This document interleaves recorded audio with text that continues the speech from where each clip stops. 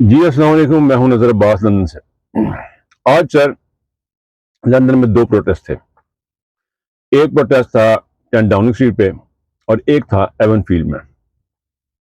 मैं इस बात की काफी वजाहत कर चुका हूं। मुझे चूंकि कुछ मौका मिल जाता पीटीआई की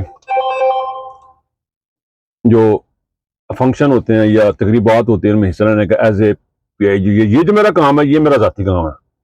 इसका पीटीआई के साथ कोई तलक नहीं है। इसमें जो भी मैं बात कहूँ, डिस्क्लेमर आज मैं दे देता हूँ, मैं जो भी बात करूंगा वो मेरी जाती बात होगी।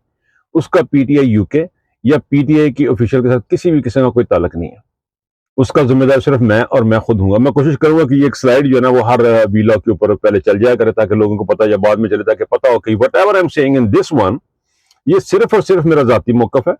अगर मैं पार्टी के लिए कोई काम कर रहा हूँ, तहरीक इंसाफ के लिए, वो एक अलग चीज है, क्योंकि मैं हम लोग रेगुलर नहीं है। तो इसलिए मुझे ये कहना पड़ा, ये बात करनी पड़ी। कुछ बातें पीछे बैक एंड पे हो रही थी जिनकी वजह से मुझे ये बात करनी पड़ी। इमरान खान मेरा पैशन है। Imran Khan, I am with Imran Khan. आपको बैक में भी इमरान खान नजर आ रहा होगा। तो ये हम इमरान खान के लिए काम करते हैं। लेकिन ये जहां जो भी बात करूंगा वो उसका उसका बोझ, उसका वजन, वो सिर्फ और सिर्फ मेरा है। उसका किसी से कोई ताल्लुक नहीं है। एक चीज मैं बात करने से पहले, ये बार बार बीच में कॉलें आ रही हैं, उनको ना मेरा ख्याल है ये मैं नहीं सुन सकता फिलहाल। अपनी गल्लां करने, तुहाडे नाल गल्लां करनियां ने, इन्होंने बाद च सुनांगे। अच्छा, सूरत इस तरह है कि एक चीज मैं वजाहत करूं, पीटीआई के साथ काम करते मैंने एक चीज देखी है। चाहे वो इमरान खलील हो, चाहे वो राना हामिद हो, चाहे वो मीर साहब हो, फहीम मलिक साहब हो, जो भी नॉन बंदे पीटीआई के हैं, और बाकी सारे भी जिनको मैं नाम नहीं जानता या छोटे होते, तमाम के तमाम, आप यकीन करें कि बड़े खुले दिल के लोग हैं। वो हर किसी को वेलकम करते हैं। लेकिन सारे के सारे ये चाहते हैं कि पार्टी का डिसिप्लिन हो, पार्टी का डिसिप्लिन बरकरार रहे। आप यकीन कीजिए कि वो ये चाहते हैं और कुछ नहीं। उनको किसी चीज से कोई गर्ज नहीं है। कोई सारा मीर एजिटेशन कर रही है या जैद कर रहा है या बकर कर रहा है, कोई भी कर रहा है, उनको इससे कोई गर्ज नहीं। हर जगह जाने को हर वक्त तैयार होता है। लेकिन पार्टी के जो डिकोरम है ना, उसको फॉलो करना पड़ता है। मेरे जैसा बंदा जो यहाँ पे बहुत खुल के बातें करता है, वहां पे जाके मुझे आई हैव टू फॉलो।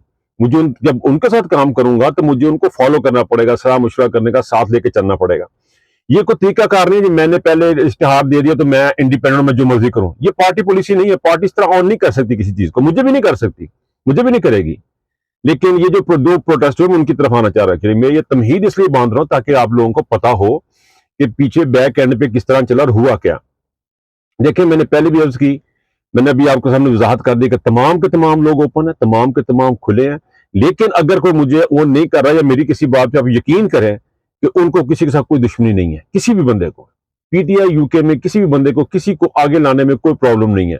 देखिए, पिछले कोई 2 4 5 महीने से मैं सोशल मीडिया में काम कर रहा था। बैक एंड पे दोस्तों से मुलाकातें सलाम दो आती थी। मैंने लंदन ड्रीम टीम के साथ भी मैंने फंक्शन किए हैं, मैंने इंडिपेंडेंट भी किए हैं। लेकिन तमाम के तमाम में इन लोगों की, तमाम की मुशावरत शामिल होती है।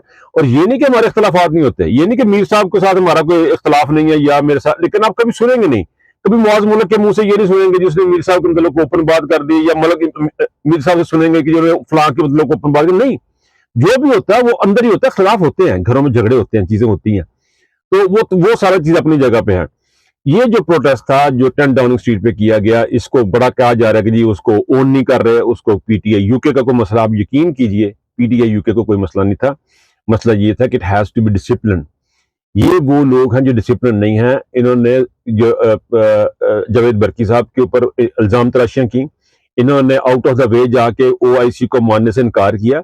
इनकी सिर्फ यही वजह बनी थी। लेकिन उसके बावजूद, उस चीज के बावजूद हमने ये फैसला किया कि हम प्रोटेस्ट नहीं करेंगे। हमने प्रोटेस्ट नहीं किया। मेरे तमाम जो दोस्त यार थे, किसी ने भी कोई प्रोटेस्ट नहीं किया। ये 10 डाउनिंग, ये जो एवन फील्ड वाला प्रोटेस्ट था, ये रात को मुझे पता लगा, लेट नाइट। ये मैं वजाहत आखिरी दफा कर रहा हूं, इसके बाद नहीं करूंगा। राइट लाइट मुझे जाती तौर पर पता चला कि मुस्लिम लीग नून जो है वो एक बड़ा शो करने जा रही है, और उसको को डाइवर्ट करने के लिए इन्होंने 10 डाउनिंग स्ट्रीट में इज्तिमा जो है ना उसको प्रमोट किया। और आपने देखा कि पीटीआई के, मुस्लिम लीग नून के सपोर्टर सहाफी जो थे, उन्होंने बहुत सारी ट्वीट्स को रीट्वीट भी किया। ये सारा कुछ हुआ उसमें। एक चीज और वजाहत करूं मैं, देखें, जो भी बंदे बाहर से पाकिस्तान से आए हुए जो लोग यहाँ पे पीटीआई के हैं, वो सारे के सारे हमारे मेहमान हैं। वो हर किसी के साथ जो है ना वो काम करना चाहते हैं, हर किसी को मिलना चाहते हैं। वो उनके लिए सारे बराबर हैं। उनके लिए मैं भी उतने प्यारा हूं जितने सारा मीर प्यारी है, या उनके लिए शान प्यारा, या उनको किसी से इशू नहीं है। वो सबके साथ है, सबके साथ चलना चाहते हैं, सबकी हेल्प करना चाहते हैं, पाकिस्तान के लोग भी उनको सुनना चाहते हैं, उनको देखना चाहते हैं एक जगह पे। लेकिन हैविंग सेड दैट, अब मैं बात फिर जो है ना वो बात करूंगा कि देखें ये जो प्रोटेस्ट था इसकी एक ही वजह थी, ये देखें अब आपने देख लिया कि वहां पे जो 10 डाउनिंग स्ट्रीट पे हुआ उसका क्या था और यहाँ पे क्या हुआ। पहली दफा पाक इंग्लैंड की हिस्ट्री में पहली दफा 10 डाउनिंग स्ट्रीट पे 400-450 बंदा इकट्ठा करने में मुस्लिम लीग नून कामयाब होगी। उनका ये प्लान था कि नवाज शरीफ को एक शानदार इस्तकबाल दिया जाएगा, जिसके लिए उन्होंने गाड़ी भी सजे सजाई और गाड़ी भी रखी थी। वहां पे म्यूजिक बहुत लाउड था, वहां पे सारा कुछ अरेंज वगैरह किया हुआ था, बंदे भी थे, बहुत सारी खवातीन भी, तकरीबन 30 या 35 खवातीन भी का भी एक ग्रुप आया।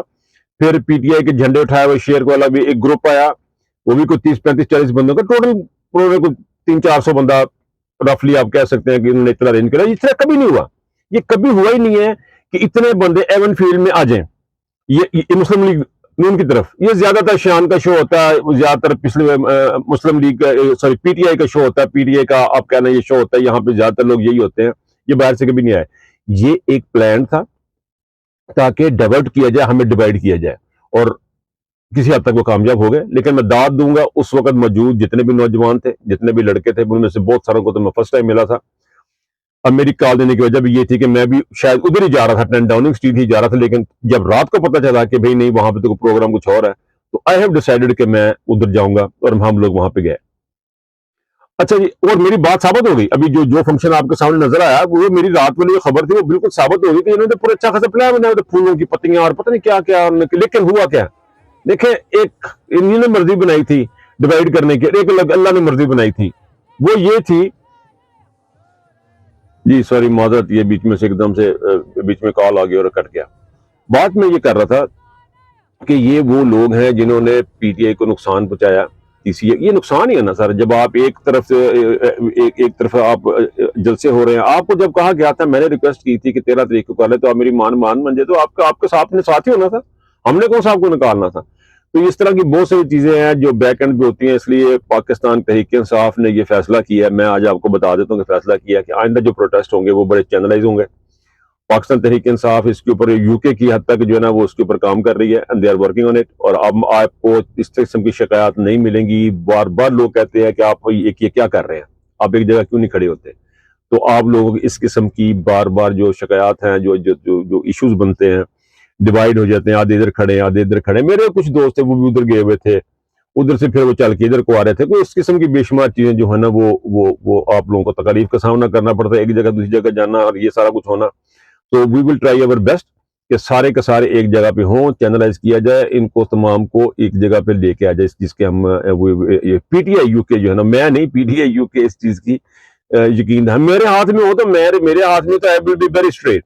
मैं तो आपको एक डेट फिक्स करके दे दूंगा, फलां डेट को फलां फलां फलां फलां इवेंट हो गया, फलां फलां बंदे जो है ना वो ऐसे करेंगे। So we have to channelize, ये चैनलाइज करना है, ये चैनलाइज करना पड़ेगा ओआईसी को, इन चीजों को, इन इश्यूज को देखना। लेकिन वो बात में जो कर रहा था, बात ये थी कि जो एक अल्लाह की करनी होती है, एक इंसान की करनी होती है। नवाज शरीफ को छुप के जाना पड़ा, यानी आवाज हमारे पास इतनी तादाद बंदों की नहीं थी पीटीआई की, पीटीआई कम तादाद में लोग वहां पे खड़े थे, लेकिन बड़े पुरजोश थे। उनके नारे, उन स्पीकरों को, उनको बड़े स्पीकरों को काटते हुए जा रहे थे लड़के, उनको पूरा पूरा हार्ड टाइम दे रहे थे। और उसको देखते हुए मैं हैरान हो रहा था कि 400 बंदा इकट्ठा करने के बावजूद भी वो बंदा फिर पीछे हुए तो गया, और वो भाग के गया बैक दरवाजे से। लेकिन आपको पता है, शान इज अ यंगस्टर, मेरे को तो पजे नहीं जानता, मैं खड़ा सी, लेकिन ही वाज देयर। तो लोगों ने देखा कि किस तरह उसको एक रोड के किनारे बैक दरवाजे से अंदर जला गया। आपको पीछे शायद वीडियो में बसें भी नजर आ रही होंगी। उसको जल्दी से उतारा, उन्होंने कहा पाजी के अंदर चलो जी, तुम निकल जाए। यानी ये उसका हाल है, हर जगह एक चोर दरवाजा। नवाज शरीफ के लिए स्वाय चोर दरवाजों के और कोई रास्ता नहीं बचा। नवाज शरीफ एक ऐसा शख्स है, अगर हुकूमत में आएगा तो चोर दरवाजे से, पाकिस्तान में उतरेगा तो चोर दरवाजे से, अपने ही घर में दाखिल होगा तो चोर दरवाजे से। आप अंदाजा कर ले, इससे ज्यादा किसी इंसान की तस्वीर क्या है कि वो अपने घर में जा रहा है और चोर दरवाजे से, बैकडोर से। ये बैकडोर डिप्लोमेसी जो है ना, इनकी हमेशा चलती रही है, और ये कुछ ये करते हैं। बहरहाल आइंदा से we will try our best. ये एक जो है कि हम यकजहती का मुजाहरा करें प्रोटेस्टों के लिए। लेकिन यह कि नवाज शरीफ का आज एक और बुरा दिन था। तो मरियम आ रही हैं, लोग अब मरियम के लिए तैयार हैं। यानी आप जहां भी जाएंगे जलीली होगा, होना होना कुछ नहीं है कदोला। बल अपना बहुत ख्याल रखिएगा सर। अल्लाह हाफिज।